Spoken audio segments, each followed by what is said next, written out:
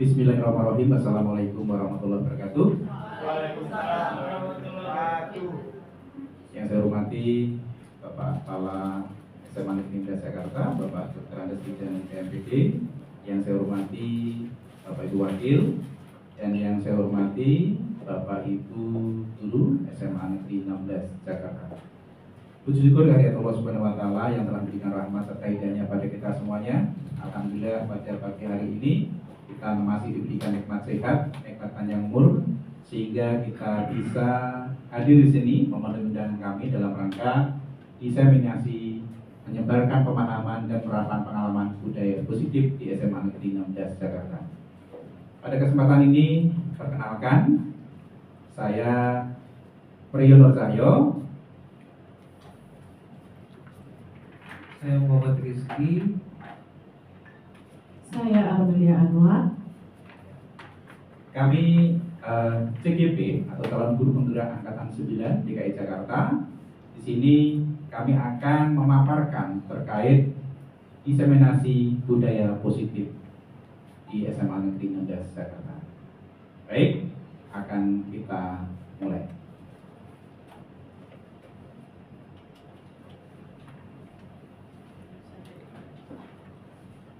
Bapak Ibu yang saya hormati, pada kesempatan ini kita akan memaparkan ya terkait dengan budaya positif sekolah. Ya. Tapi sebelum kami sampaikan terkait dengan budaya positif sekolah ini, ayo untuk biar semangat ya, semangat kita di pagi hari ini dan kita aktif dalam mengikuti diseminasi ini, ayo kita yel-yel dulu lah ya, yel-yel SMA Negeri 16 Jakarta. Baik ya, SMA Negeri 16 Jakarta, bangkit bersama. SMA Negeri 16 Jakarta, wujudkan prestasi. SMA Negeri 16 Jakarta, pasti bisa. Terima kasih. Tepuk tangan semuanya. Baik Bapak Ibu, terkait dengan budaya positif ya, kira-kira ya kalau kita diskusi tentang budaya positif, itu apa sih budaya positif itu? Mungkin yang ada di benak Bapak Ibu, kira-kira ada yang mau menyampaikan nggak ini? Silakan. Mungkin Bu Novi, apa itu budaya positif itu? Kalau menurut saya, positif kan berarti mengarah dalam hal kebaikan. Jadi budaya positif berarti mungkin segala sesuatu hal yang kebaikan yang ada dalam sekolah kali ya. Oke, makasih Pak. Terima kasih Bu Nur ya. Ada yang lain lagi? Silakan. Oh, Pak Prengki, monggo Pak. Baik, kita selalu di SMA Negeri 16 kita melakukan budaya positif. Contohnya yang banyak kita lakukan di lapangan untuk kebersihan kelas, sama kebersihan di lapangan untuk mengangkat ada sampah-sampah yang berserakan dan kertas-kertas yang ada di lantai. Luar biasa. Terima kasih Pak Prengki. Ada lagi satu lagi? Ya Pak. Ya, Bu Roslinda, monggo. Terima kasih Pak Bimo. Pembiasaan kita ya pagi-pagi itu budayanya salam, senyum, sambut ya pagi-pagi.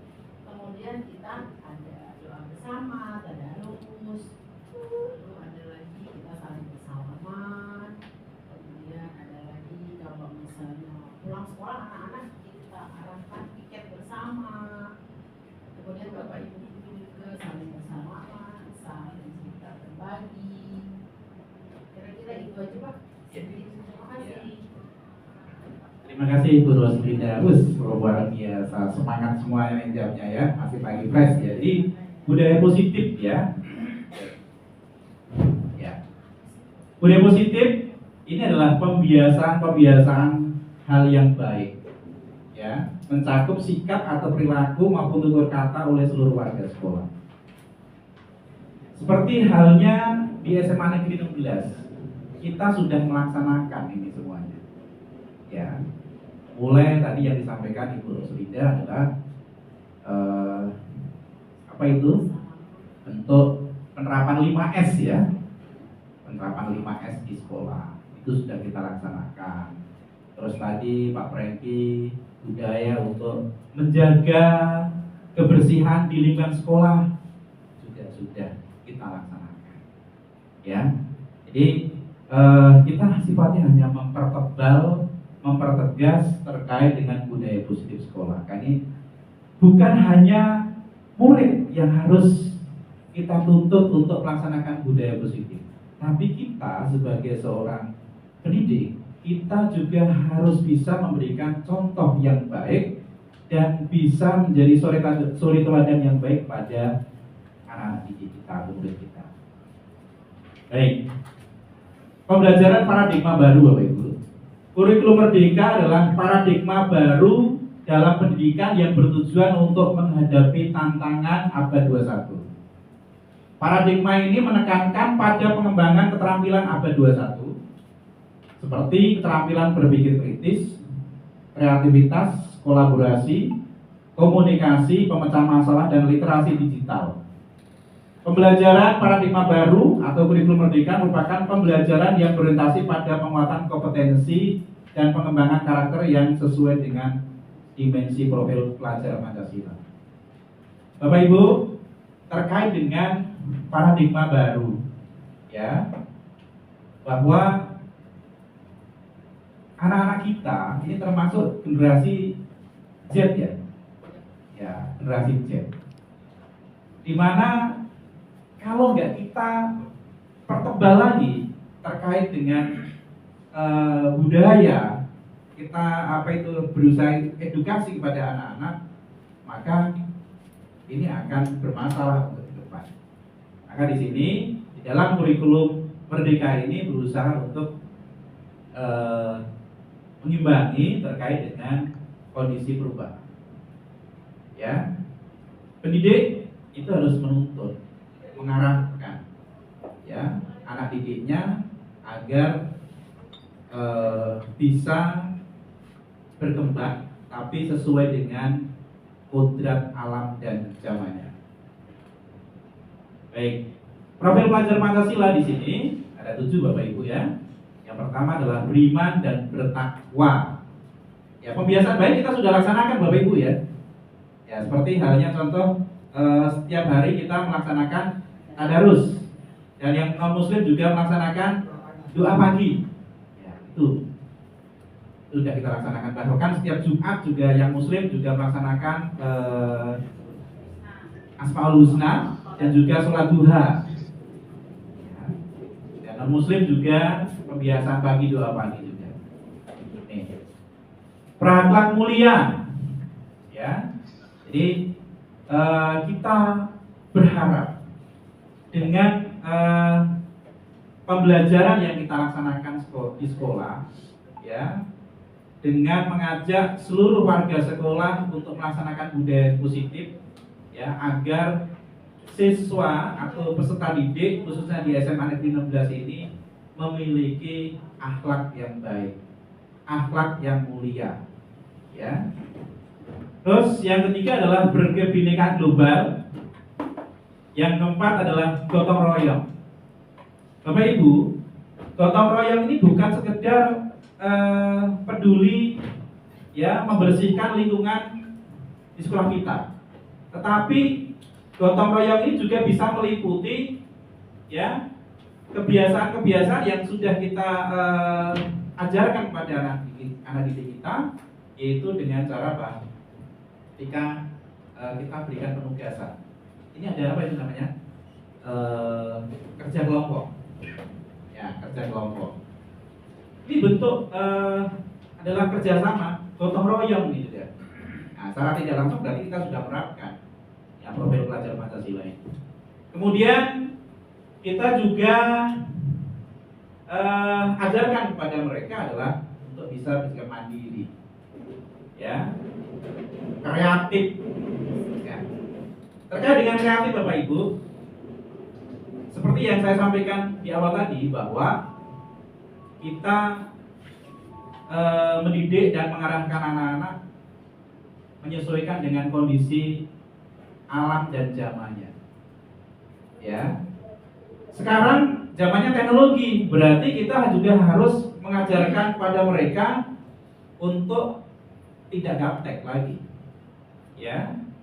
Misalkan ya kita mengajarkan dengan menggunakan metode pembelajaran Canva, terus kemudian apa lagi Kahoot, terus kemudian ada lagi Quizzes, ya. Jadi lebih kreatif ya pembelajaran, sehingga apa? Anak-anak ini tidak jenuh untuk mengikuti pembelajaran kita dan aktif. Kemudian yang seterusnya adalah kita latih untuk siswa memiliki nalar yang kritis. Kita berikan bentuk apa itu namanya pembelajaran atau contoh-contoh soal yang sifatnya ini bisa melatih anak-anak untuk memiliki nalar yang kritis. Oke, itu ya profil pelajar Pancasila. Nah, ini Bapak Ibu, ini ada pertanyaan pemantik nih. Apakah Bapak Ibu setuju dengan pernyataan di bawah ini? Ini akan kita bahas Bapak Ibu ya, yang akan kita paparkan ya melalui saya, Pak Rizky dan Bu Armel pada pagi hari ini. Yang pertama, pertanyaan pemantik ini adalah hukuman dapat mendisiplinkan anak.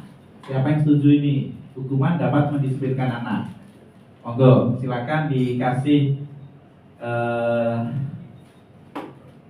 siapa yang berpendapat ya? Silakan Bu.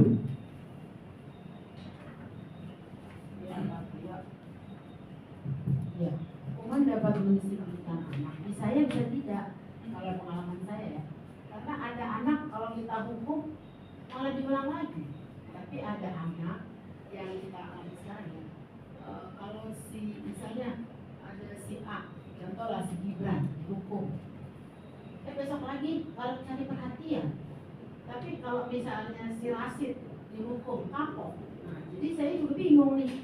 Gimana? Jadi saya jawabnya bisa ya, bisa tidak. Ada anak yang jadi baik, ada anak yang cari perhatian. Boleh Pak? Ya. Luar biasa. Oh, Bu Ermina, monggo Bu Ermina. Terima kasih Bu. Terima kasih Pak Tio.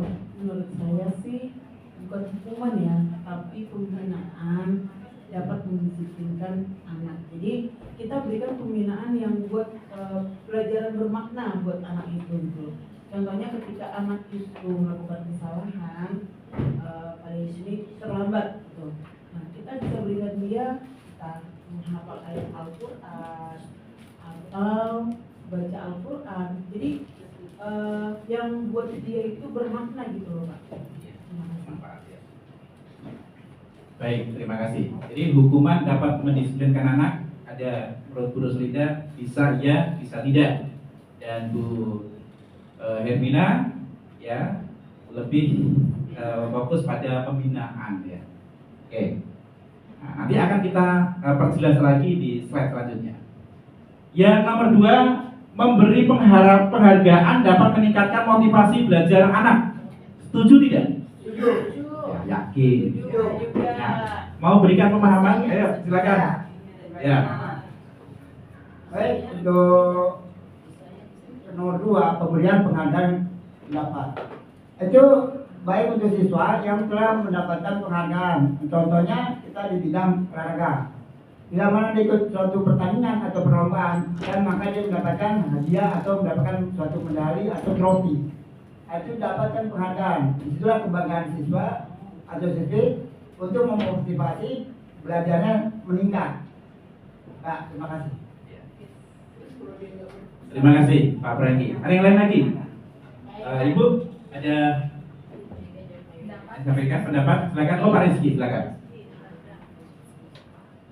Baik, terima kasih Pak Tio. Kalau penghargaan ini memang itu efektif, tapi untuk jangka waktu yang pendek ya. Karena memang kalau misalkan anak itu terus-terusan dikasih penghargaan, maka dia motivasinya jadi ke penghargaan, bukan karena kesadaran sendiri. Jadi memang penghargaan ini efektif kalau dalam jangka waktu pendek, tapi kalau jangka waktu panjang sepertinya tidak. Seperti itu Pak. Setuju? Setuju. Oke, terima kasih Pak Rizky ya.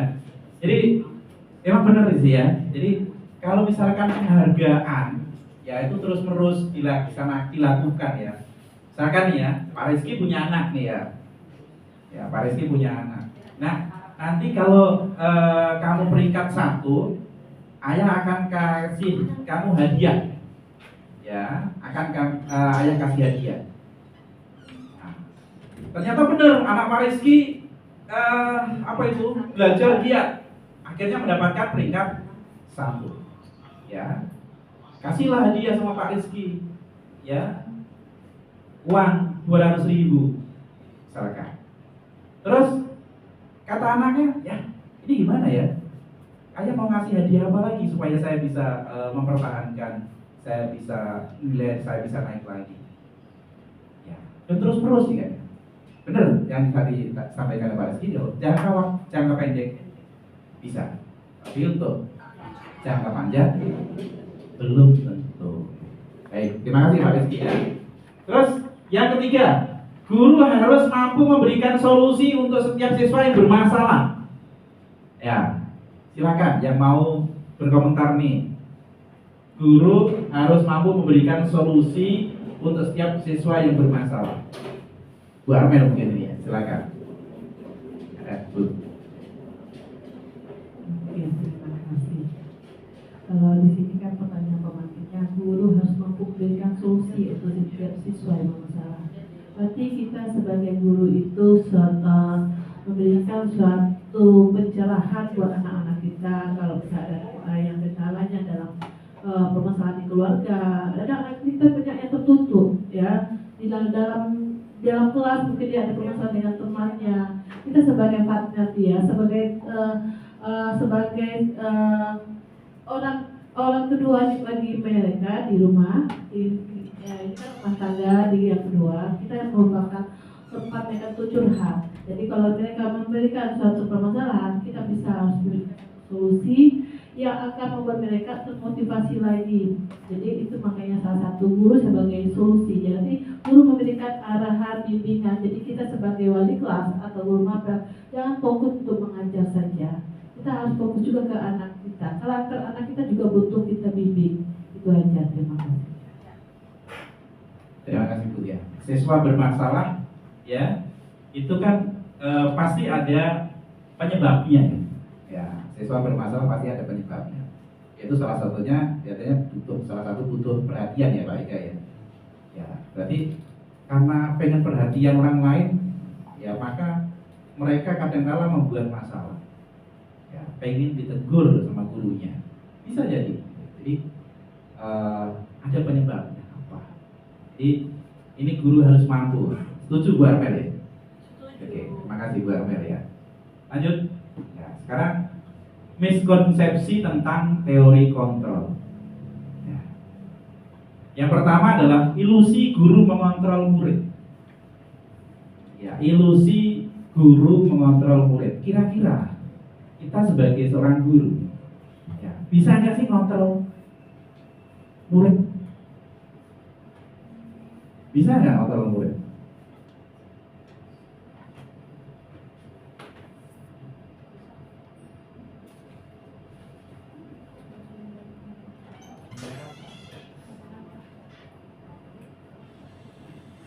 Bisa nggak kontrol murid? Ya, ilusi guru mengontrol murid. Ya.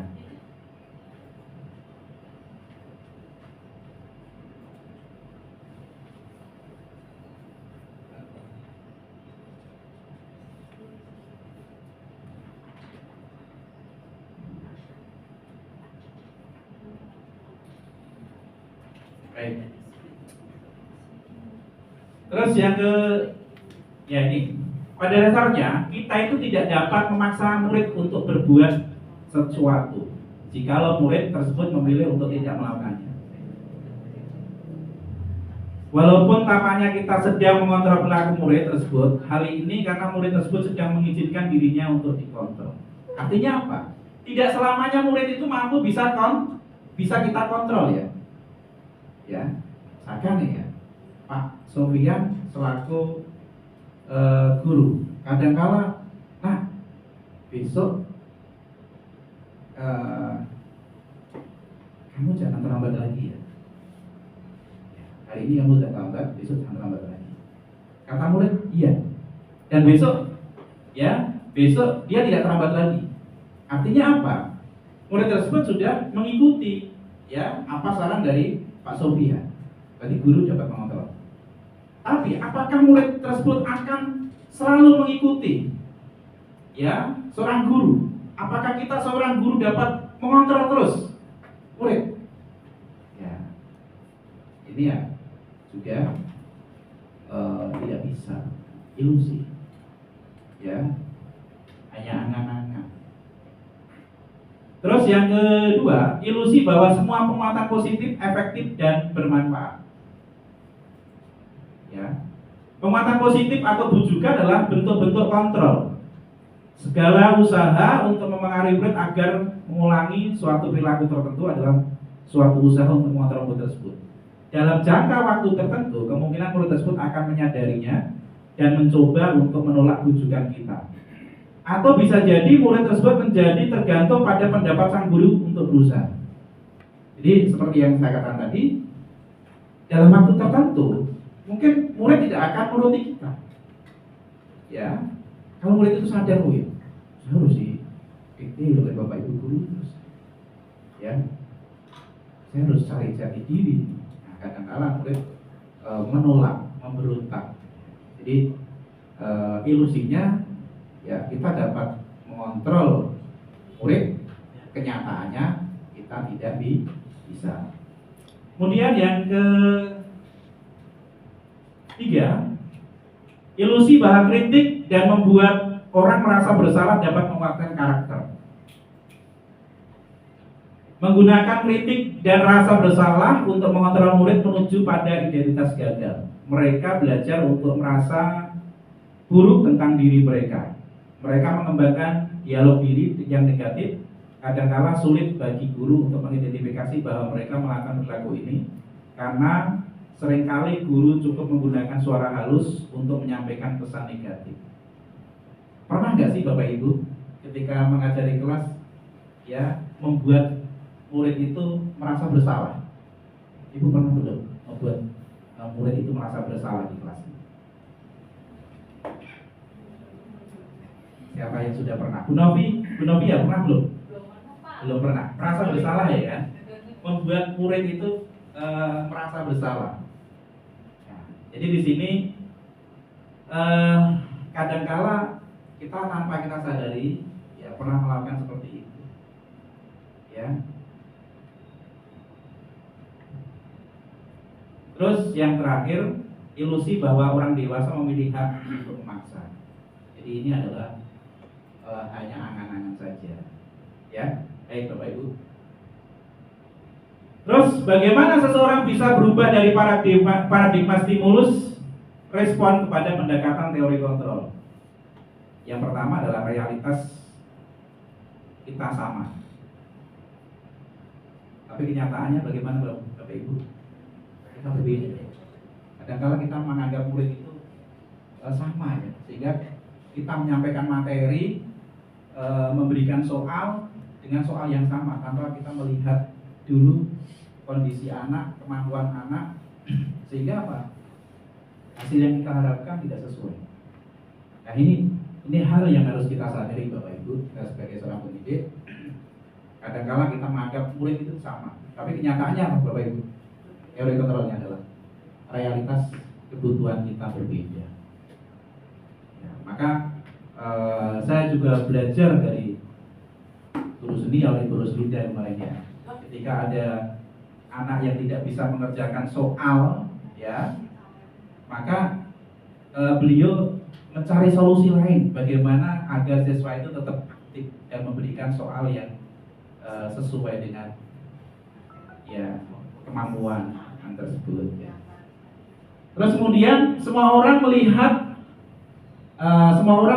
hal yang sama, itu stimulus responnya. Tapi kenyataannya bagaimana Bapak Ibu? Setiap orang memiliki gambaran berbeda. 3, kita mencoba mengubah orang agar sadar. Kita mencoba mengubah orang agar berpandangan sama dengan kita. Tapi dalam teori kontrol, kita berusaha memahami pandangan orang lain tentang dunia. Perilaku buruk dilihat sebagai suatu kesalahan. Semua perilaku memiliki tujuan. Contoh, tadi saya berikan contoh siswa yang terlambat. Ya. Bapak Ibu kalau ada siswa yang terlambat ketika kita piket atau mungkin kita sedang mengajar, kita apakah langsung justice anak itu berbuat kesalahan? Ya, pasti akan kita tanya terlebih dahulu kan Bapak Ibu ya.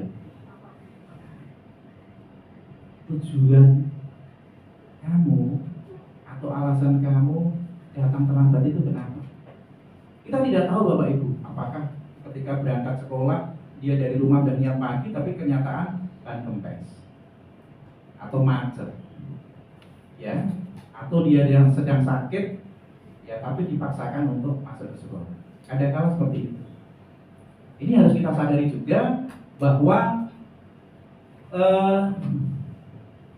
semua perilaku itu memiliki tujuan. Ya, tapi stimulus responnya perilaku buruk dilihat sebagai suatu kesalahan. Belum tentu salah, tapi semua perilaku memiliki tujuan, ada alasannya, ada dasarnya. Tuh, jangan langsung misalkan langsung terlambat, langsung menteri lapangan, boleh. Tapi harus tanya kenapa. Terus orang lain bisa mengontrol saya. Itu stimulus responnya. Carry kontrolnya adalah hanya Anda yang bisa mengontrol diri Anda. Ya, hanya diri kita sendiri yang bisa mengontrol. Kemudian saya bisa mengontrol orang lain.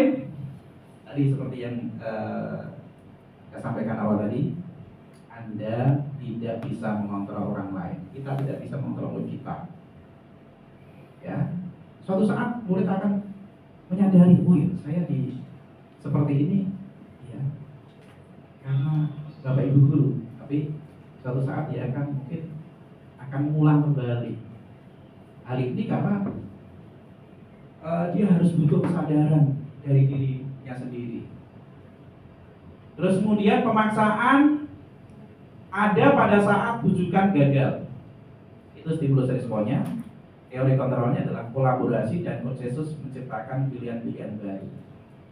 Jadi ya, kadang-kala kita juga harus pahami juga bahwa kita harus membuat kesepakatan dengan siswa atau peserta didik, bekerja sama. Bagaimana sih? Contoh misalkan siswa agar bisa mentaati aturan, ya, tertib. Berarti kita harus membuat apa? Kesepakatan, salah satunya membuat kesepakatan kelas gitu ya. Ketika siswa itu melanggar, suatu waktu melanggar, tinggal tunjukkan kamu sudah menyalahi apa dari kesepakatan yang sudah kita buat. Lebih enak seperti itu, ya. Jadi win-win solution ya. Ya. Menang, strategi menang-menang ya. Terus kalau sifatnya itu berarti kan pemaksaan ada pada saat bujukan gagal. Jadi kadang-kala kan kita buat tertib terus, tapi siswa mungkin belum bisa memahami itu. Ya, sehingga kesepakatan kelas, contoh kita buat kolaborasi, ya, konsensus dengan anak agar bisa tercapai. Kemudian model berpikir menang kalah dan model berpikir menang-menang ya, atau win-win solution. Kalau berpikir menang kalah atau win-loss solution ya kan, terus win-loss strategi. Itu Bapak Ibu ya, terkait dengan bagaimana kita bisa berubah dari paradigma stimulus respon kepada pendekatan teori kontrol. Jadi kita harus berubah mana Bapak Ibu? Teori kontrol, bukan stimulus respon. Ya, contoh itu tadi. Oke Bapak Ibu, disiplin positif. Ya, sebagai pendidik, tujuan kita adalah menciptakan murid yang memiliki disiplin diri sehingga mereka berperilaku mengacu pada nilai-nilai kebajikan. Nah, nilai-nilai kebajikan ini apa saja Bapak Ibu? Ya, jadi nilai-nilai kebajikan yang bersifat universal dan memiliki motivasi intrinsik dalam perubahan perilaku ke arah yang lebih baik. Contoh yang tadi ya, jadi disiplin positif ya. Ini Bapak Ibu ya, nilai-nilai kebajikan. profil pelajar Pancasila, ya, beriman bertakwa kepada Tuhan Yang Maha Esa dan berakhlak mulia. Ini sesuai dengan dimensi profil pelajar Pancasila. Ada mandiri, benalar kritis, berkebinekaan global, bergotong royong dan kreatif. Kemudian ada ya Ibu Primary Years program PYP, toleransi, rasa hormat, integritas, mandiri, menghargai, antusias, empati, keingintahuan, kreativitas, kerjasama, percaya diri, dan komitmen. Kemudian kita juga ajarkan tentang apa itu keterampilan hidup, dapat dipercaya, lurus hati, pendengaran yang aktif, tidak merendahkan orang lain, dan memberikan yang terbaik dari diri. Oke Bapak Ibu, motivasi perilaku manusia ini menurut Diana Gosen dalam bukunya Restructuring School Discipline menyatakan ada tiga motivasi perilaku. Yang pertama adalah untuk menghindari ketidaknyamanan dan hukuman. Yang kedua, mendapatkan imbalan atau penghargaan dari orang lain. Contoh tadi apa? Penghargaan tadi ya. Ini termasuk apa? Motivasi ekstrinsik. Ya, dari luar. Kemudian yang selanjutnya adalah motivasi intrinsik, yaitu untuk menjadi orang yang mereka inginkan dan menghargai diri sendiri dengan nilai-nilai yang mereka percaya. Artinya apa? Siswa atau peserta didik itu mampu menyadari, ya kita semuanya mampu menyadari bahwa yang motivasi ya intrinsik ini yang harus kita lakukan. Gimana caranya? Ya, jadi untuk menjadi orang yang mereka inginkan dan menghargai diri sendiri, maka jangan berorientasi pada nilai, tapi jadikanlah diri kita ini bernilai. Kadang-kala kita memberikan pemahaman kepada murid seperti itu. Jadi motivasi intrinsik ya, bukan karena apa itu, bukan karena penghargaan, bukan karena hukuman mereka takut ya, tapi karena sadar. Murid karena sadar, bukan karena dipaksa, bukan karena penghargaan. Kalau tidak ada penghargaan, lain kali sudah tidak ada ribet, ya tidak ada punishment, hukuman, yang terjadi apa? Mungkin murid akan bisa kembali lagi. Tapi kalau sudah dari dalam dirinya sendiri sudah bisa berubah, maka insya Allah ya murid akan memiliki akhlak yang baik, karakter yang baik. Oke, ini Bapak Ibu, ini ada contoh ya hukuman dan konsekuensi. Baik, Bapak Ibu bisa lihat nih hukuman dan konsekuensi. Silakan Bapak Ibu tentukan mana hukuman, mana konsekuensi. Lari mengelilingi lapangan basket 2 kali karena terlambat hadir sekolah, termasuk apa? Hukuman. Membersihkan coretan yang dibuatnya di meja tulis, konsekuensi. Berjemur di lapangan basket pukul 12 siang karena mengobrol dengan teman, hukuman atau konsekuensi? Ya, membersihkan tumpahan air di meja tulis karena tersenggol pada saat belajar, konsekuensi. Yang terakhir, lari mengelilingi lapangan basket 2 kali karena terlambat 10 menit untuk pelajaran PJOK, hukuman atau konsekuensi? Ayo, Pak Sofyan apa kira-kira yang penting ya? Hukuman atau konsekuensi? Ya. Hukuman atau konsekuensi? Ya, baik. Ini ya kita lihat ya. Ya. Oh ya, 100% luar biasa. Ya. Penghargaan ya. Jadi hukuman, konsekuensi, hukuman, konsekuensi, dan terakhir tadi adalah konsekuensi. Itu ya. Jadi itu ya. Jadi Bapak Ibu kita harus bisa bedakan, mengarahkan kepada murid-murid kita bagaimana caranya menerapkan budaya positif di sekolah, khususnya warga sekolah. Bukan karena hukuman dan bukan karena penghargaan, tetapi dari kesadaran dari diri sendiri. Itu Itu yang harus kita tekankan. Dan murid ya akan lebih memiliki karakter dan berakhlak yang baik, akhlak yang baik, karakter dan akhlak baik. Ya, Bapak Ibu ya. Oke.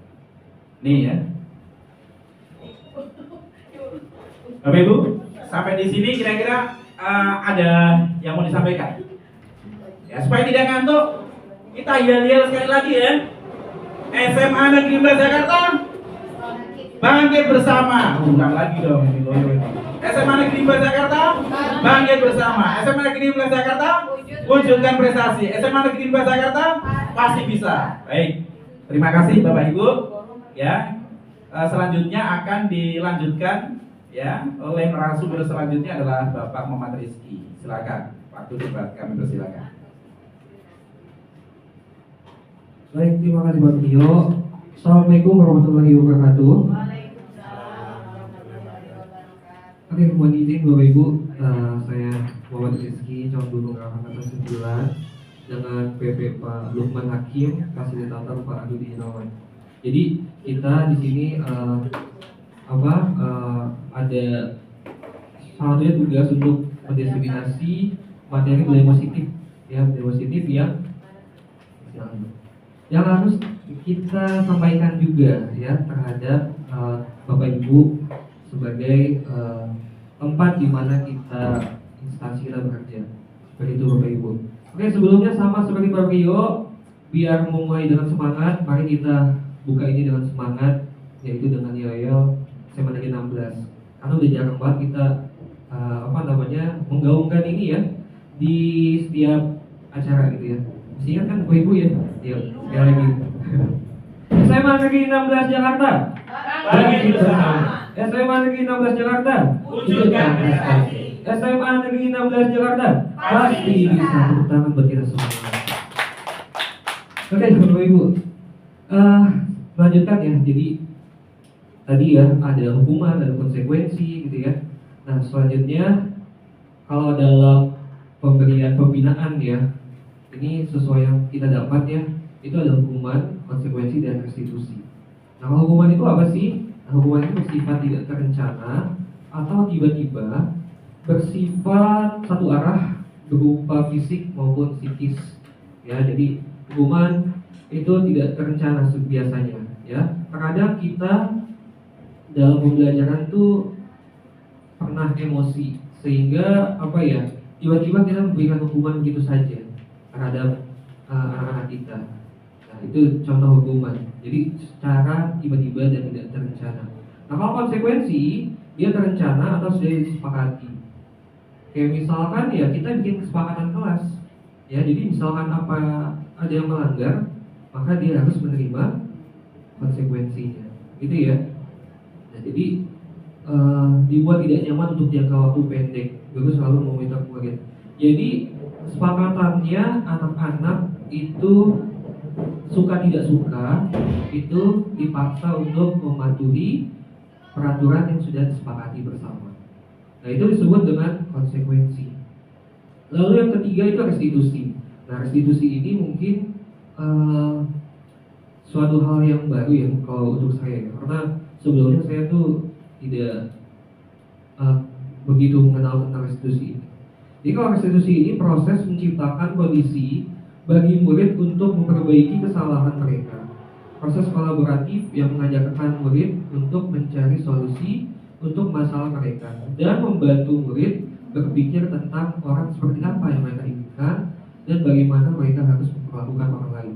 Nah, restitusi ini itu mengajarkan kita bahwa kita sebagai guru ya, terutama ketika mungkin murid ada masalah, kita berusaha untuk bukan mengontrol ya, tapi membimbing murid untuk bisa memberikan solusi atas masalah yang ia lakukan.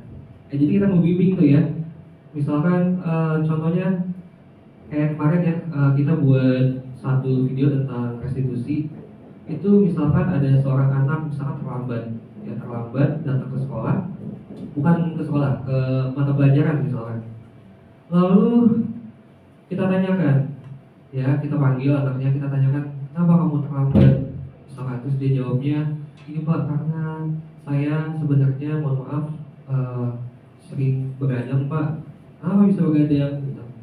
Iya Pak, karena kita sering buka-buka media sosial, kita scroll TikTok, Instagram dan lain sebagainya, sehingga kita Pak nggak sengaja nggak tahu waktunya, tahu udah setengah malam gitu.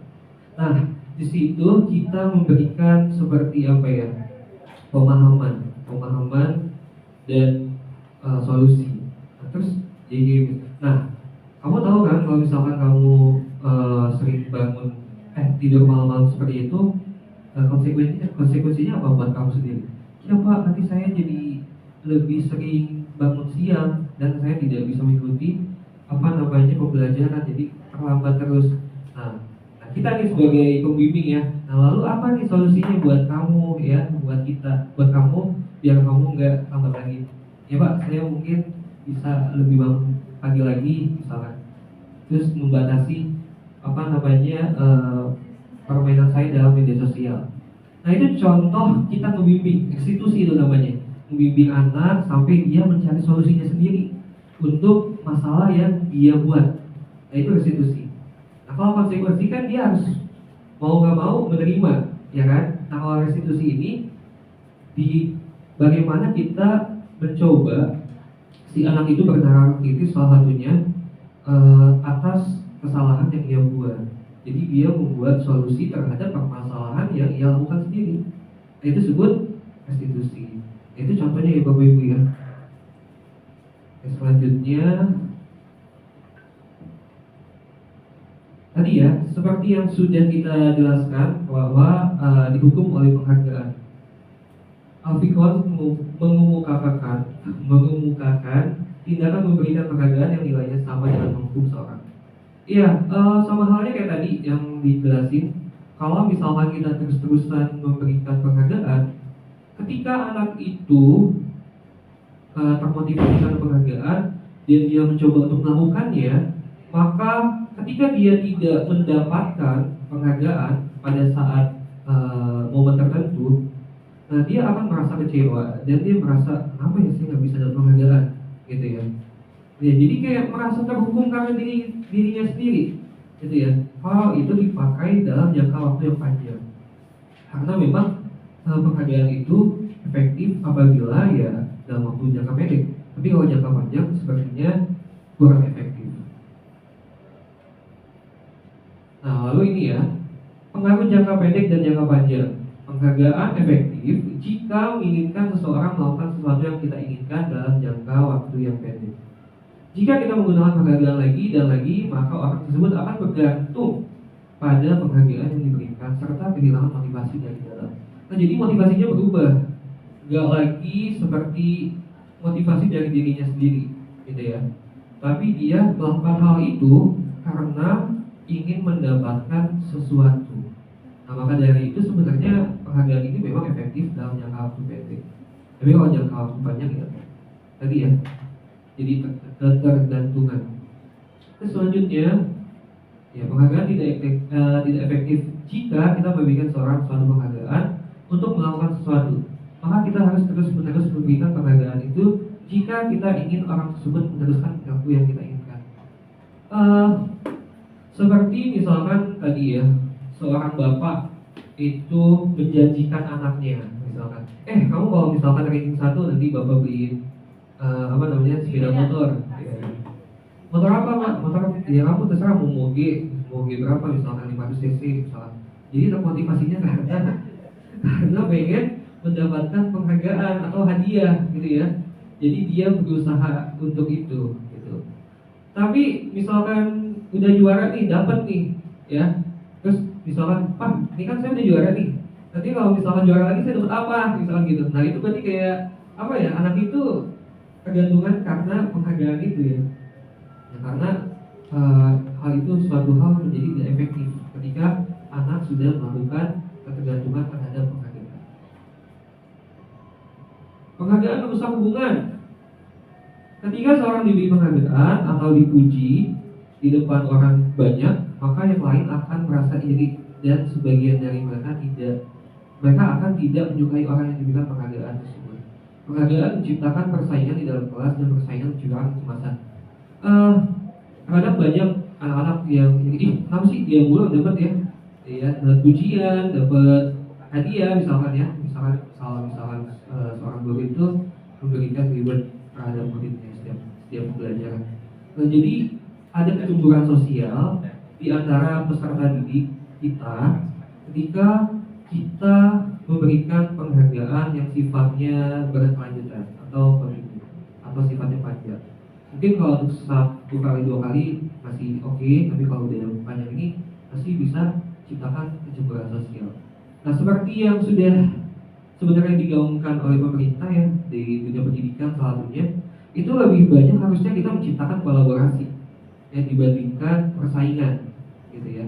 Maka dengan kolaborasi itu bisa menciptakan pekerjaan itu menjadi satu hal yang cepat gitu. Kalau ada pembelajaran mungkin ya kolaborasinya ya dalam kerja kelompok atau tukar pikiran pendapat gitu. Itu lebih efektif dibanding kita berlomba-lomba untuk menciptakan siapa yang paling bagus, siapa yang paling jago gitu ya. Nah, itu sebenarnya harus kita kolaborasikan, bukan persaingan yang dikedepankan gitu ya.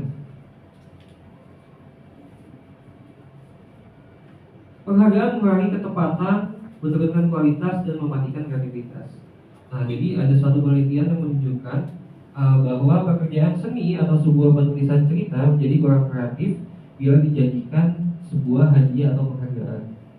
Ya, jadi karena termotivasinya karena penghargaan, jadi ya untuk daya kreativitasnya, ya daya mungkin berinovasinya itu jadi kurang. Kenapa? Karena ya yang ada di benaknya pasti saya mau ada penghargaan, jadi harus bisa. Nah, gitu ya. Jadi sebenarnya ya itu ya yang menjadi salah satu dampaknya gitu ya. Mengurangi ketepatan, menurunkan kualitas dan mematikan kreativitas. Oke, selanjutnya penghargaan menghukum. Memberikan penghargaan dan hukuman adalah hal yang sama karena keduanya mencoba mengendalikan perilaku seseorang. Karena orang pada dasarnya tidak suka dikendalikan dalam jangka waktu lama. Penghargaan akan terlihat sebagai hukuman jika suatu penghargaan diharapkan, namun Anda tidak mendapatkannya, Anda merasa dihukum. Tadi sama kayak yang dijelasin sebelumnya, kalau misalkan terus-terusan ketergantungan terhadap penghargaan, 1-2 kali dapat misalkan, tapi misalnya yang ketiganya itu nggak dapat, kita tuh kayak merasa kecewa sama diri kita sendiri. Mungkin anak-anak juga akan merasakan seperti itu. Dan dia kayak merasa terhukum dengan apa yang dia lakukan. Kenapa sih gua nggak bisa, misalkan gitu ya. Padahal kemarin kita dapat, sekarang kenapa nggak dapat? Nah itu jadi kayak terasa dihukum oleh dirinya sendiri. Itu hal-hal yang sebenarnya tidak efektif kalau dilakukan dalam jangka waktu panjang terhadap penghargaan ini. Jadi terkadang kita tidak sadar ya kalau misalkan ternyata hal yang kita lakukan itu sebenarnya kurang tepat atau salah gitu ya selama ini. Oke, selanjutnya keyakinan kelas. Bapak Ibu, keyakinan kelas itu sebelumnya ada yang tahu nggak apa? Sebenarnya mungkin. Keyakinan kelas itu menurut saya kesepakatan ya di dalam kelas yang guru sama siswa sama-sama menyepakati. Contohnya tidak bermain HP pada saat jam pelajaran. Yang kedua, menjaga kebersihan ruangan kelas. Jadi kesepakatan yang dibuat guru dengan peserta didik. Oke, terima kasih Bu Hermina. Iya, keyakinan kelas itu sebagai kesepakatan. Tapi dalam keyakinan kelas tadi udah dijelasin oleh Bu Hermina ya. Salah satunya misalkan punya kesepakatan jaga kebersihan di dalam kelas, atau misalkan kayak gitu. Tapi kalau keyakinan kelas ini mungkin kata-katanya lebih yang arah positif. Misalkan kan kalau kesepakatan siswa-siswi dilarang misalkan membuang sampah sembarangan. Nah, kayak gitu ya. Kalau kata-kata yang positifnya apa tuh? Dijadi apa contohnya? Oh ya, baik ya. Bu Ros, silakan boleh. Terima kasih Pak Rizky. Keyakinan kelas yang kami lakukan membuang sampah pada tempatnya. Contoh, kami di kelas 10F kan, saya kebetulan wali kelas dipercayakan setiap akhir pembelajaran saya bilang anak-anak piket hari ini coba jangan lupa. Jadi anak-anak juga setiap habis piket itu kasih laporan foto. Kemudian saat belajar itu sampah dikeluarkan dari kalau ada sampah di kolong bangku meja, mereka ambil kertas, buang sampah pada tempatnya. Ada tempat yang sampah kering kertas, ada sampah basah, ada beracun. Jadi mereka sudah tahu dan itu sudah pembiasaan dari Senin sampai hari Jumat. Terima kasih Pak.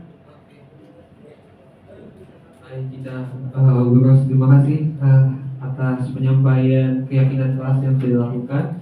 Ya benar ya, misalkan tadi buanglah sampah pada tempatnya. Berarti keyakinan kelas kita sepakati bersama dalam kelas, dan itu harus diimplementasikan atau diaplikasikan oleh semua warga kelas di kelas tersebut. Sehingga apa? Sehingga dia punya tanggung jawab. Kenapa? Karena ya kita buatnya bersama gitu kan. Nah, jadi ini adalah tanggung jawab bersama gitu. Tapi keyakinan kelas ini memang kita arahkan ke arah-arah yang lebih positif kata-katanya. Seperti yang tadi ya, buanglah sampah pada tempatnya. Misalkan tadinya kan dilarang buang sampah sembarangan gitu. Itu jadi buanglah sampah pada tempatnya. Oke, keyakinan kelas. Mengapa tidak peraturan kelas saja? Kalau peraturan biasanya rinci dan konkret, peraturan juga bisa bertambah seiring waktu, sedangkan keyakinan bersifat lebih abstrak dan universal dibanding peraturan. Ya, jadi perbedaannya itu. Kita kalau universal, keyakinan itu bisa lebih abstrak dan universal kata-katanya. Jadi nggak terpaut sama satu hal, gitu ya. Ini keyakinan. Selanjutnya, oke, pembentukan keyakinan kelas. Pertama, bersifat abstrak. Kedua, berupaya pernyataan universal. Ya, ini adalah langkah-langkah ya selanjutnya untuk kita membuat keyakinan kelas. Berupa pernyataan universal. Ketiga, dibuat dalam pernyataan positif. Keempat, sedikit saja agar mudah diingat. Kelima, sesuai dengan kondisi kelas sehingga mudah diterapkan. Yang keenam, semua warga kelas dilibatkan saat membuat keyakinan. Oke, tadi ya kita sudah buat misalkan kata-katanya diubah ke lebih yang positif. Yang positif ini ya berarti jangan sampai ada kata-kata yang negatif. Karena kalau negatif itu sifatnya seperti ada paksaan gitu ya. Tapi kalau positif itu lebih enak karena nanti anak-anak juga bisa tahu gitu ya apa yang harus mereka lakukan. Lalu sedikit saja agar mudah diingat. Kenapa harus lebih mengingat sedikit? Karena kita misalkan buat kata-kata yang mungkin maknanya itu banyak. Ya misalkan dari satu kata itu maknanya bisa beberapa gitu. Kenapa? Kalau misalkan banyak gitu ya, ketika siswa ini melakukan kesalahan, takutnya dia nggak ingat keyakinan kelas apa yang udah dia sepakati sebenarnya. Oh iya Pak, saya lupa Pak, yang ini ya Pak ya, misalkan gitu. Nah, jadi supaya lebih efektif, maka harus dibuat dengan kata-kata yang lebih sedikit, tapi maknanya lebih beraneka ragam atau lebih banyak, kayak gitu. Sesuai dengan kondisi kelas sehingga mudah diterapkan. Jadi kita buat keyakinan itu sesuai dengan budaya kelas masing-masing, gitu ya. Cara dia belajar di kelas masing-masing. Karena saya juga menghadapi misalkan di 12 IPS itu karakternya beda-beda. Ya, misalkan 12 IPS 1, 12 IPS 2, dan 12 IPS 3 itu mempunyai cara belajar yang beda. Karakternya beda-beda. Ya, maka bisa jadi keyakinan kelas yang ada di kelas 11 IPS 1 dan 11 IPS 2 itu bisa berbeda. Kenapa? Karena ya kita kan bikinnya bersama-sama ya. Jadi nanti kita bikinnya ya disepakati bersama, dan keyakinan kelasnya itu sifatnya ya dari mereka juga, dari kita dan mereka. Jadi sama-sama enak menjalaninya ya. Nah itu jadi sesuai dengan kondisi kelas. Selanjutnya semua wali kelas dilibatkan saat membuat keyakinan, dan dipastikan semua warga kelas di situ dilibatkan untuk membuat keyakinan kelas. Kenapa? Karena ya sepakatannya ya nanti dijalaninya bareng-bareng. Biasanya kan kalau kita buat ini itu di awal ya, di awal tahun ajaran baru tuh, sebelum masuk materi awal biasanya kita buat keyakinan dulu. Seperti Ibu Emi, yang Bu Emi juga kemarin bilang ya, di awal-awal tuh kita sedikit ngomong tentang kita nanti harus buat keyakinan. Kalau Bapak Ibu masih ingat pas rapat awal-awal ya. Selanjutnya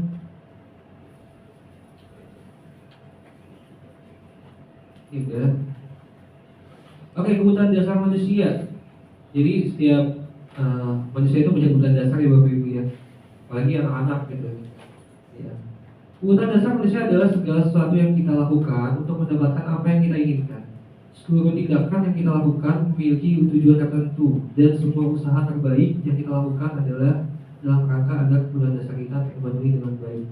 Ya, jadi kebutuhan dasar segala sesuatu yang kita lakukan untuk mendapatkan apa yang kita inginkan. Gitu. Jadi misalkan kebutuhan dasar kita sebagai manusia apa aja mungkin yang Bapak Ibu tahu gitu. Apa? Busur. Terima kasih Kak Rizky. Sebagai manusia kebutuhan dasar kita mungkin yang pokok dulu ya, misalnya seperti ya sandang, pangan ya, sama papan. Itu hal yang wajib harus kita penuhi, seperti makan dan minum kita dan berpakaian, itu tempat tinggal. Mungkin selanjutnya yaitu kebutuhan biologis, kita mungkin harus saling bersosialisasi ya, berinteraksi dengan sesama manusia, karena kan nggak mungkin kita hidup sendirian, pasti harus ada hubungan dengan manusia yang lain. Itu aja, terima kasih. Baik, terima kasih Bu Sur ya, mantap juga Bu Sosiologi ya.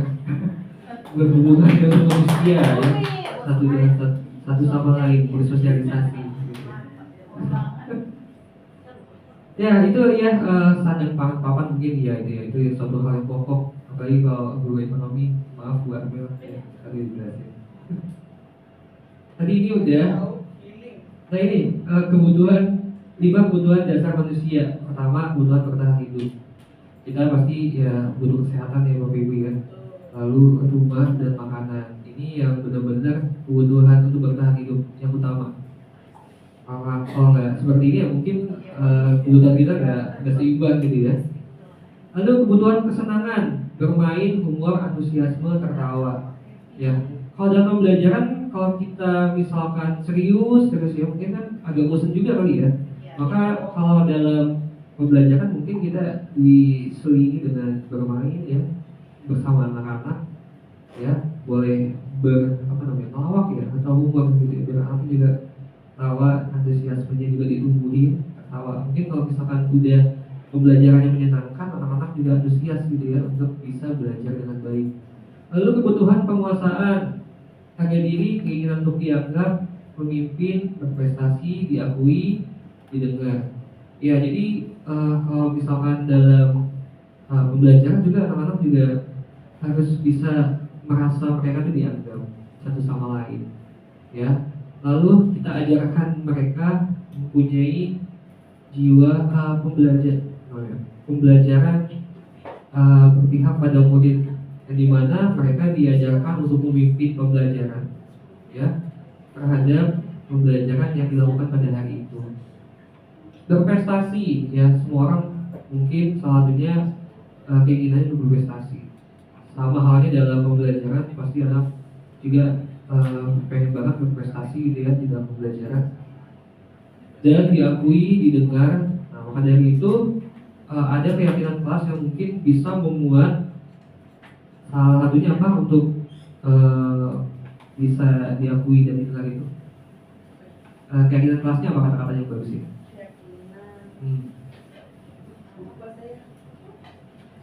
Ya, keinginan untuk dianggap, diakui dan didengar itu keyakinan kelasnya apa? Kira-kira yang cocok kata-katanya? Oh iya. saling menghargai, benar. Selalu peduli Selalu dan peduli. membantu dengan sesama.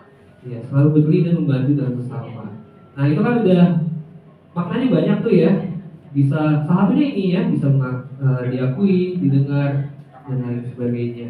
Kasih sayang dan rasa diterima. Rasa diterima, dipedulikan, berbagi, kerjasama, bagian dari kelompok. Sama ya, saling menghargai juga bisa. Satunya itu ya. Toleransi gitu ya. Jadi adalah kebutuhan yang sebenarnya di pembelajaran atau di kelas itu dibutuhi oleh setiap siswa gitu ya. Oh itu udah ada, udah kita. Bagian kerjasama, bagian dari kelompok. Nah ini mungkin bisa melalui pembelajaran diskusi ya dan lain sebagainya. Lalu kebutuhan kebebasan, mandiri, memiliki pilihan, mencoba hal baru, mampu mengendalikan diri. Itu ya. Kemarin kalau kita pembelajaran berdiferensiasi, itu salah satunya membebaskan anak dalam mengumpulkan tugasnya dalam bentuk apa misalkan gitu. Misalkan kita ngasih anak tugas cari salah satu bahan di internet, mengumpulkannya mereka jadi bebas, misalkan boleh pakai artikel atau video ya, atau bentuk suara dan lain sebagainya. Nah itu salah satu kebutuhan kebebasan. Jadi anak-anak itu bisa dibebasi untuk mengumpulkan tugas dalam bentuk apapun. Sebenarnya itu salah satu belajar diferensiasi. Nah kan anak itu cara belajarnya berbeda ya. Kan ada yang senang pakai video, ada yang senang pakai pendengaran gitu ya, ada yang dengan gambar. Ya, jadi ini salah satunya dibutuhkan kebutuhan kebebasan. Maka muncullah pembelajaran diferensiasi, di mana di situ memuat banyak hal. Salah satunya ketika tugas nih contohnya anak itu dibebasin mau bentuk apa. Yang penting tidak keluar dari materi atau konsep yang telah dipelajari. Nah itu Bapak Ibu ya, ini adalah 5 kebutuhan dasar manusia yang sebenarnya harus kita penuhi dalam kehidupan sehari-hari maupun dalam pembelajaran kelas.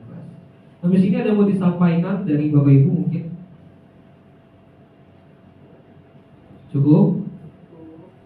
Oke, kalau cukup, ya Bu Suryani mau ngomong apa? Cukup Bu ya. Ya, silakan Om Rengki atau Pak Rengki. Baik, dalam kebutuhan dasar manusia kita juga lihat lalu utamakan pada situasi itu adanya kesehatan utamakan, karena dalam kesehatan itu sangat perlu sekali. Karena kalau kita jaga, kasihan dapat penyakit baru, apalagi bilang sekarang ada penyakitnya cacar monyet lah, monyet yang sekarang makanya anak-anak itu juga diterapkan untuk di rumah menjaga kesehatan, untuk yang bisa tidur, memang dia tidur pulang sekolah sejenak untuk belajar sorenya. Pertama untuk kita memberikan ke mereka juga susunya untuk kesehatan aja. Terima kasih. Oke. Terima kasih Pak Rengki. Wah, ya benar ya, kesehatan itu memang perlu dijaga. Karena itu salah satunya kebutuhan untuk bertahan hidup. Keren. Oke, ada lagi yang ingin sampaikan? Oke, selanjutnya materi yang akan disampaikan sebelumnya. Sebelum saya tutup, kita gaungkan lagi ya SMA 16 sekali lagi. Oke, Bapak Ibu. Nyanyi nanti kalau kita nyanyi. Nanti setelah ini ada nyanyi mungkin dari Ibu Armel ya. SMA Negeri 16 Jakarta, bangkit bersama. SMA Negeri 16 Jakarta, SMA Negeri 16 Jakarta, pasti bisa. Tepuk tangan untuk kita semua. Terima kasih Bapak Ibu, mungkin itu saja dari saya, nanti akan dilanjutkan oleh Ibu Armel. Assalamualaikum warahmatullahi wabarakatuh. Sehat semuanya? Sehat semuanya. Sebelum kita mulai pemaparan materi yang tadi sudah disampaikan oleh Pak Priyo, CGP Angkatan 9, dan Pak Rizky, CGP Angkatan 9 di SMA 16, sekarang saya menyampaikan materi tentang diseminasi budaya positif. Sebelum saya menyampaikan materi, kita ice breaking dulu sebentar dengan senam otak. Tapi saya pakai laptop karena takut bermasalah layar saya.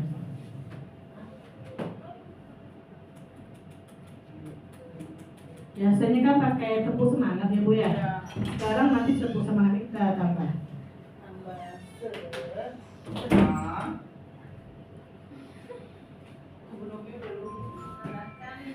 Mudah-mudahan bisa ya, segmen otak kita ikuti, ya kita bersama-sama refreshing dulu pikiran kita tadi supaya bisa ya. Bismillahirrahmanirrahim. Ada iklannya ternyata. Itu resiko kalau kita ngambil dari YouTube loh, belum di download.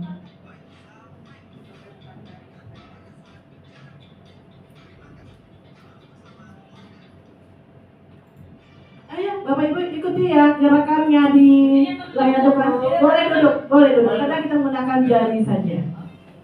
Manfaat senam otak, meningkatkan daya ingat dan konsentrasi, meningkatkan refleksi pada diri kita.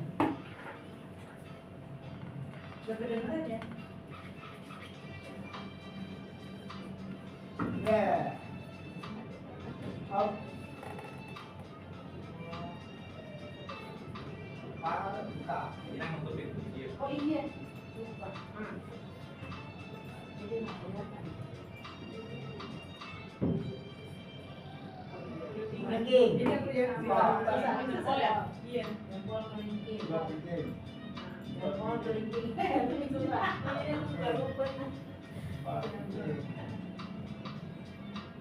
Suka ikutan nanti. Iya. 3, 2, 1. 3, 2, 1. Dua.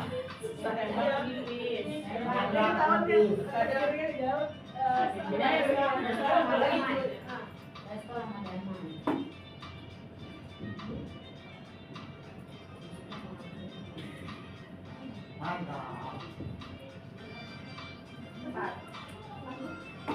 I love you.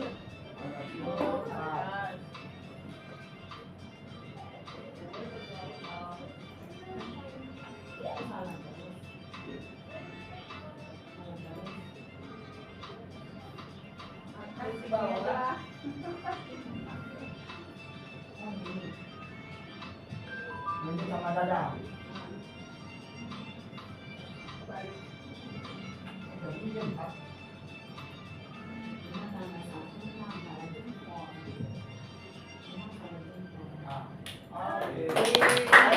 Ada.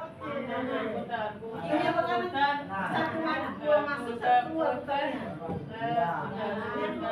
Yang kedua satu keluar sampai mana mau sendiri tahu.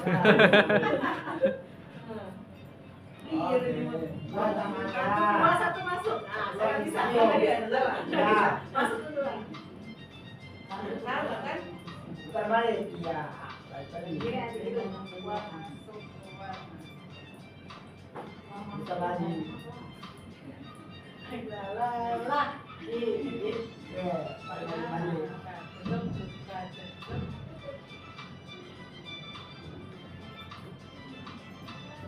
Jempol. Buat ini. Banyak Jawa tapi cepat. Speed cepat nih.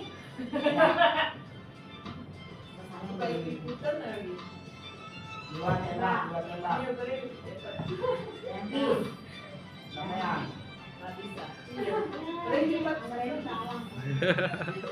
Lima, tujuh.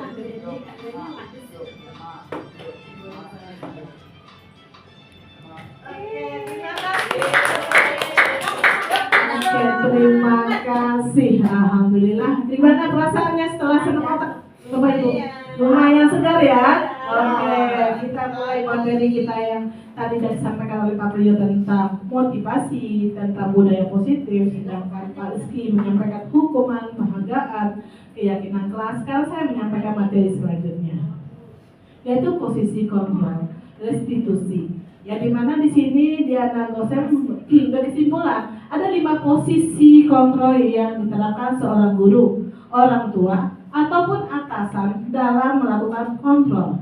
Kelima posisi kontrol tersebut adalah penghukum, yang kedua pembuat rasa bersalah, yang ketiga teman, yang keempat pemantau, dan yang kelima manajer.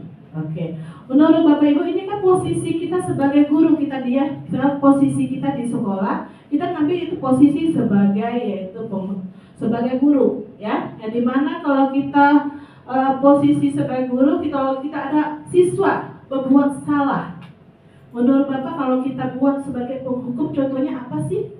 Kalau siswa berbuat salah atau sesuatu perilakunya yang tidak sesuai dengan yang kita inginkan di sekolah, apakah di kelas, apakah di lapangan, nah, contohnya seperti apa? Penghukum.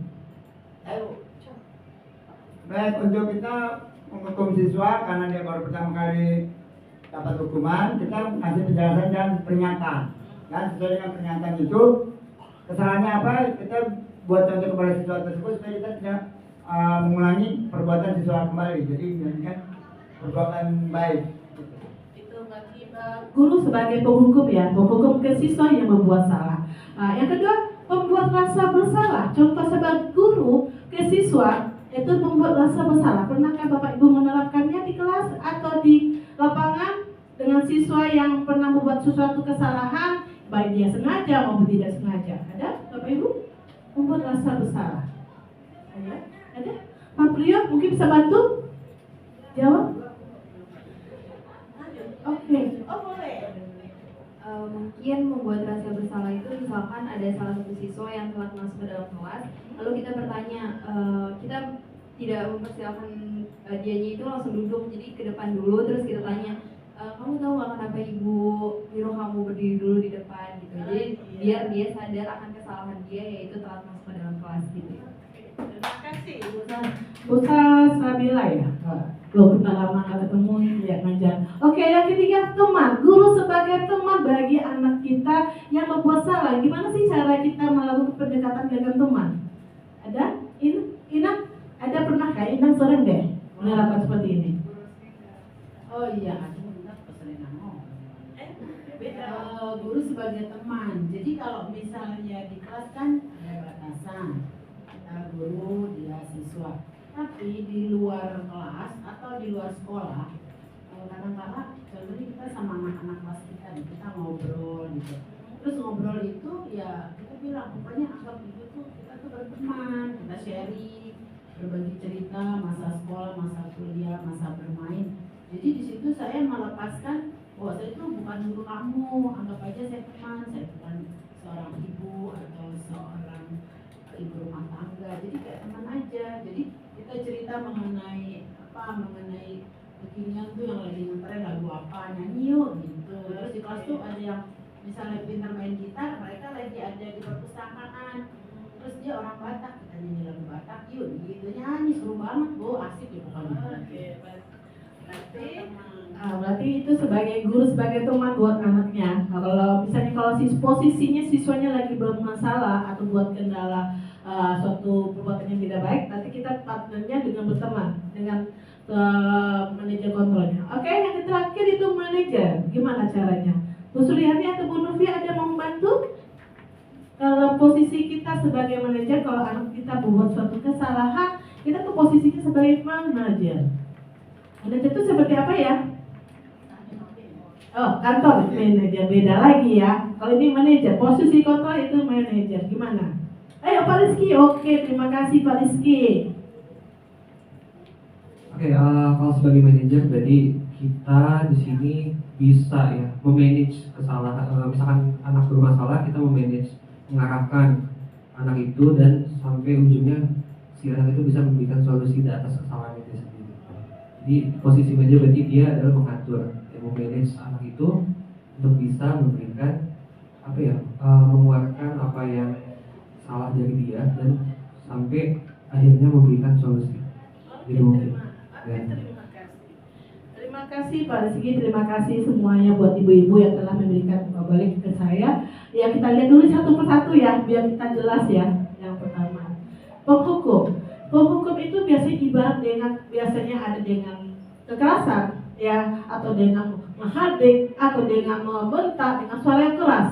Mungkin kita pernah menerapkan, mungkin pernah kita menerapkannya.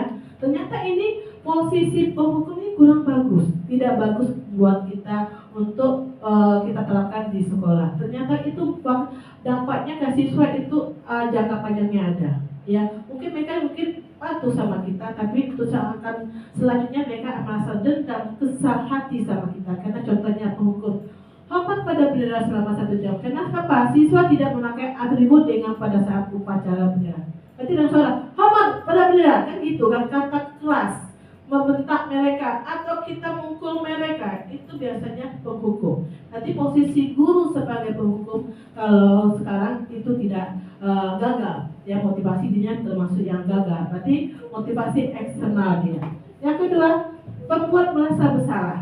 Di sini kalimatnya lebih lembut. Yang tadi kalimatnya lebih keras, ucapannya keras, menggunakan fisik dengan menggunakan hadikan atau menggunakan suara yang tidak enak didengar, dengan cacian makian, penghukum. Kalau sini tidak. Jadi pembuat rasa bersalah. Berapa kali ibu harus memberitahu kamu ya? Ibu sangat kecewa sekali dengan kamu. Berarti kita membuat mereka terluluh ya, kalau mereka buat kesalahan. Kamu jangan buat seperti ini lagi. Kalau bisa kamu dengan aturan-aturan sekolah. Jadi kita lembut dengan kata-katanya, sehingga mereka merasa, oh iya aku salah, aku membuat sesuatu perbuatan yang tidak sesuai dengan aturan sekolah atau keyakinan kelas. Jadi ini yang namanya membuat merasa bersalah. Yang ketiga, siapa yang bisa bantu dengan kalimat kata teman? Ayo bantulah demi Bapak ya. Ya sudah ya sudah, kali ini tidak apa-apa, lain kali jangan berbuat seperti ini lagi ya. Kalau di sini kita hampir gimana? Kenapa sih teman menggunakan kata-kata apa sih di sini? Iya bantulah. Kata-kata mau kerjasama ya. Kita merangkul mereka.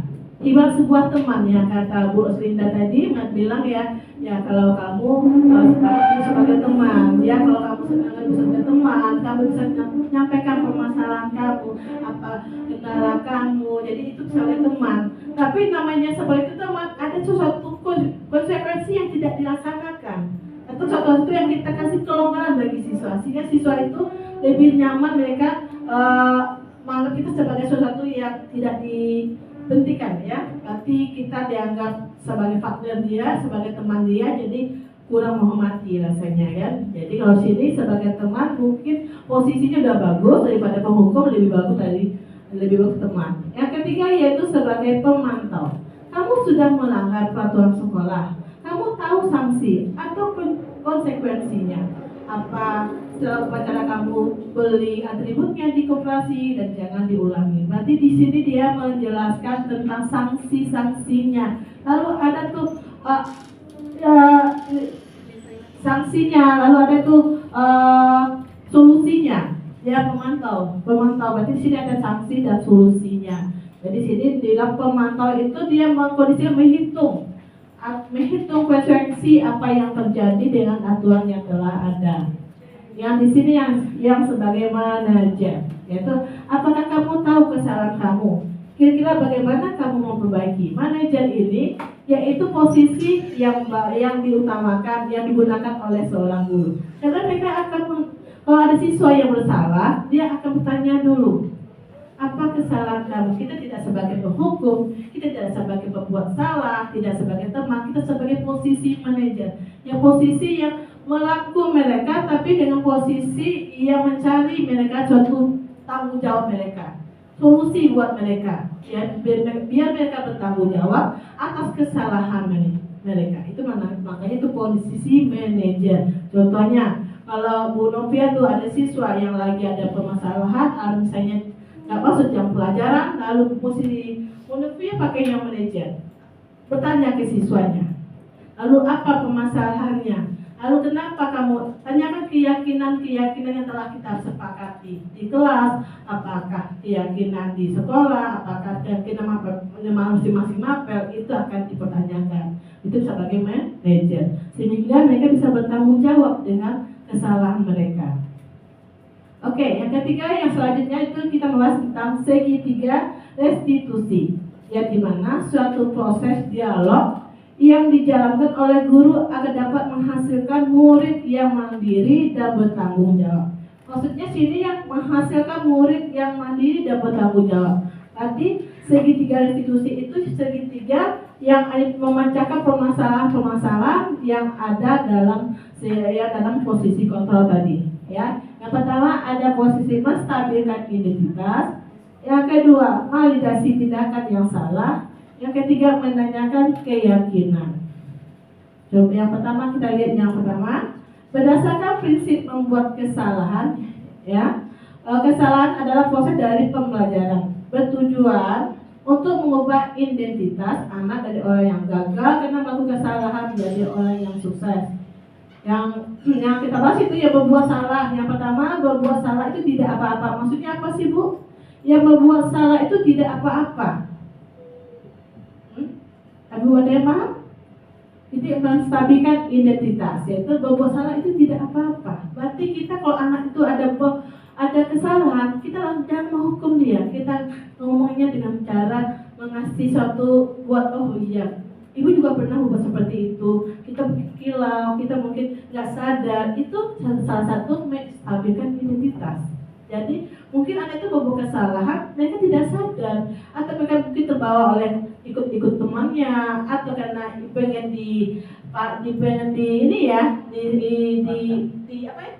dipraktekkan, ya kamu pasti bisa, ya kan? Nah itu salah satu menstabilkan identitas. Kita panggil anak itu ke ruang kita, kamu kenapa? Apa yang kamu buat tadi? Kita menstabilkan identitasnya, ya kan? Mungkin dulu kamu buat itu, pengen sensasi atau mencari perhatian teman, ternyata itu nggak bagus. Itu salah satu menstabilkan identitas. Tidak ada manusia yang sempurna. Itu kalimat-kalimat yang kita gunakan untuk menstabilkan identitas anak.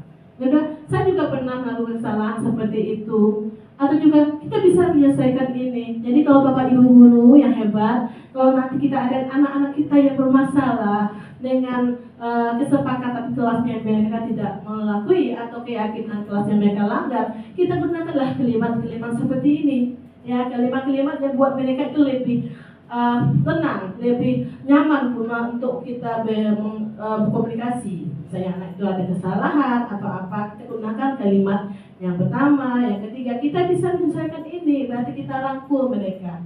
Atau Bapak Ibu tidak tertarik mencari siapa yang salah, tapi Bapak Ibu ingin mencari solusi dari permasalahan ini.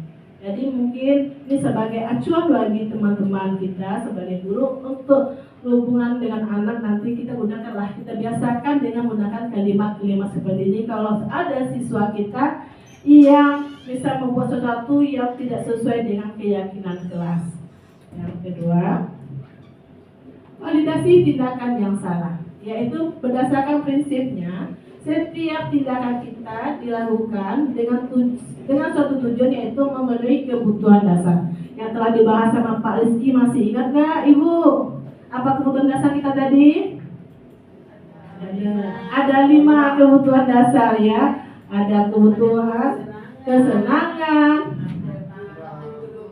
kebebasan, kebutuhan penguasaan.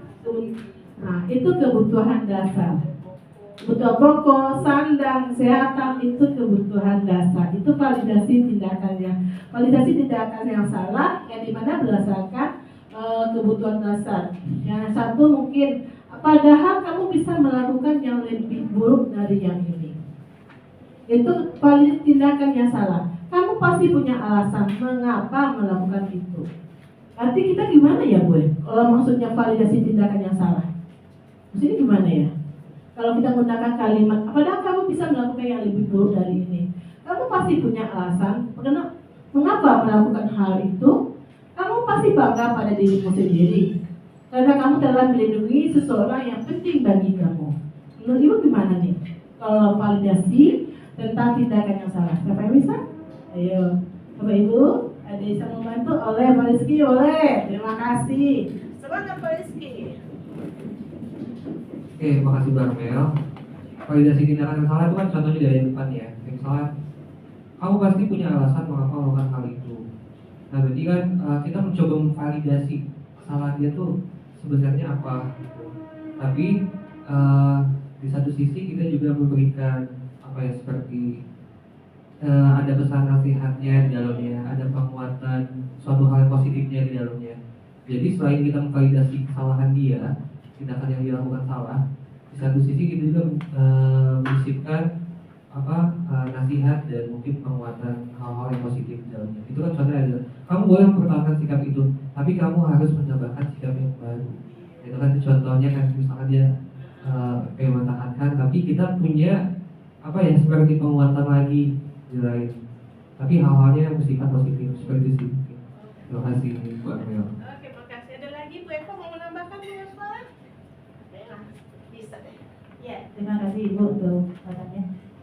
Jadi yang saya pahami ya Bu tadi yang dijelaskan. Jadi validasi tindak salah itu ketika setelah kita mengetahui kesalahannya, kemudian anak itu diminta untuk menyampaikan apa yang menjadi alasan mengapa dia melakukan tindakan hal yang salah. Makanya kemudian kita bisa kemudian melakukan validasi. Kemudian kalimat yang ada di situ misalnya, kamu pasti punya alasan mengapa kamu melakukan hal itu. Dan hal ini penting. Kenapa? Karena tadi di awal kita tahu bahwa setiap manusia punya tidak sempurna, tidak artinya bisa saja melakukan tindakan kesalahan termasuk kita juga. Maka dengan validasi ini akan memudahkan kita untuk menemukan cara untuk nanti dia mengembalikan dirinya, mengoreksi atau introspeksi terhadap dirinya untuk kemudian tidak melakukan hal yang salah lagi. Jadi seperti itu Bu. Terima kasih Bu Eva. Udah pas. Terima kasih buat Bu Eva, Pak Rizky, Bu Hermina dari masukannya. Dari yang kedua, kita lanjut yang ketiga, yaitu menanyakan keyakinan. Berdasarkan prinsip Jody Condor pada dasarnya bahwa kita termotivasi secara intrinsik. Yang pertama, yang kedua itu secara eksternal, ya ini secara intrinsik ya. Itu apa yang kita percaya sebagai kelas atau keluarga, apa nilai-nilai umum yang kita telah sepakati, apa ya bayangan kita tentang kelas yang kita idealkan, kamu menjadi orang yang seperti apa.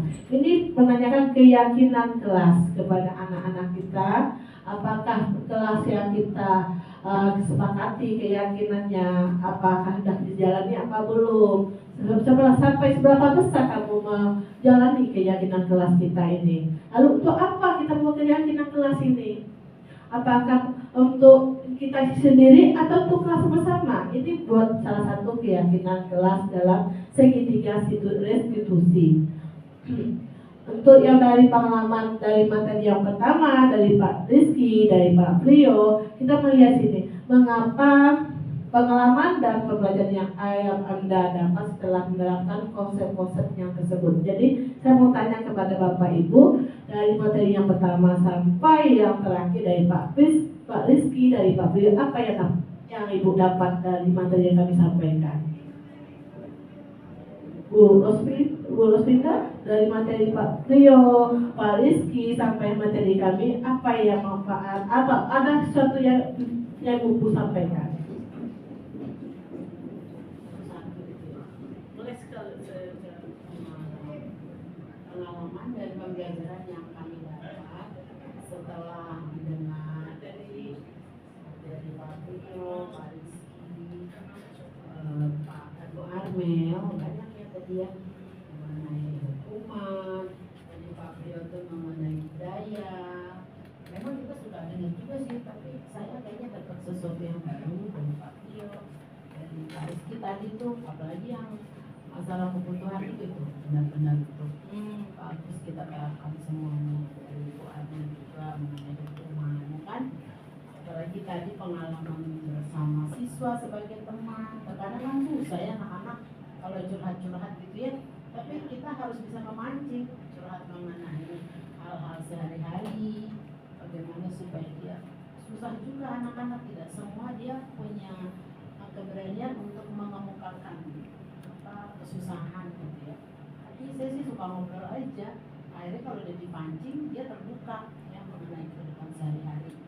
Sampai saya pernah terharu, ternyata dia yang saya duga anak yang wah ekonomi tinggi, ternyata dia biasa-biasa aja tapi penampilannya tidak kelihatan dan dia bekerja.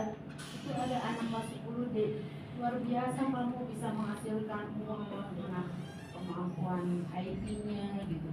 Sampai saya tuh percaya loh sama dia, membeli barang sesuatu, saya minta tolong dia, kamu sebagai teman ibu ya, tolong dikasih ini, saya titip uang dan bisa dipercaya. Terima kasih Bu Amel. Terima kasih Bu Rosinda. Itu pengalaman dari yang kita dapat yang sebelum-sebelumnya dengan materi ini. Apakah bermanfaat nggak Ibu menerima materi yang kita sampaikan ini? Sangat bermanfaat. Mudah-mudahan materi yang kami sampaikan bisa digunakan, dilaksanakan ya Bu di bagi-bagi buat temannya, karena kita membagi ilmu buat teman-teman kita juga supaya ilmunya dapat kita terapkan di S19. Terlebih dahulu saya tutup dulu. Terima kasih. Assalamualaikum warahmatullahi wabarakatuh. Waalaikumsalam.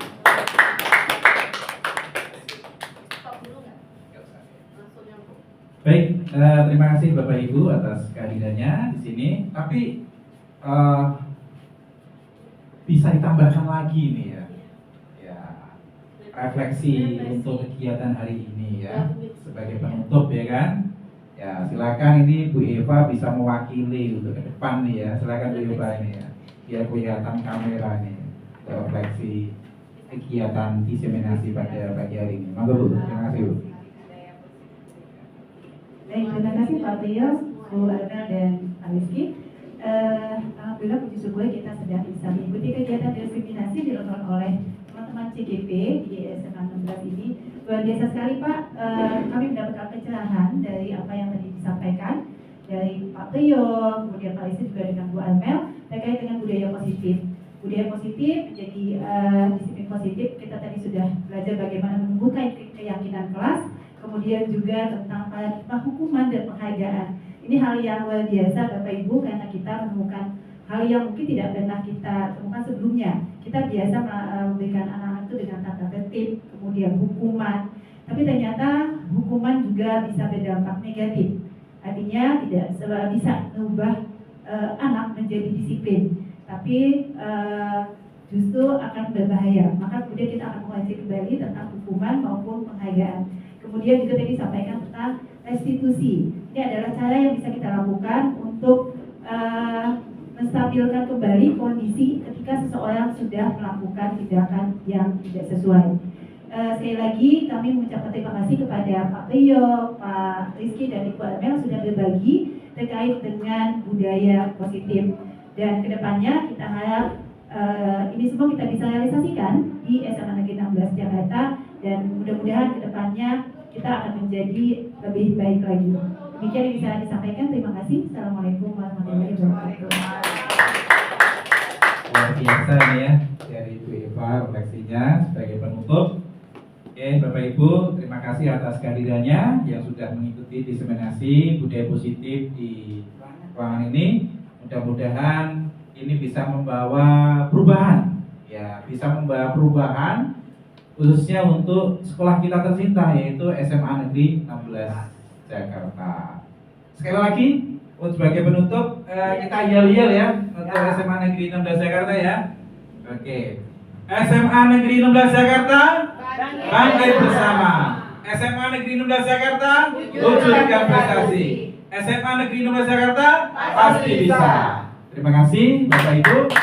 Kami akhiri atas nama Priyo Cahyo, Muhammad Rizky, Saya Amelia Anwar. ya.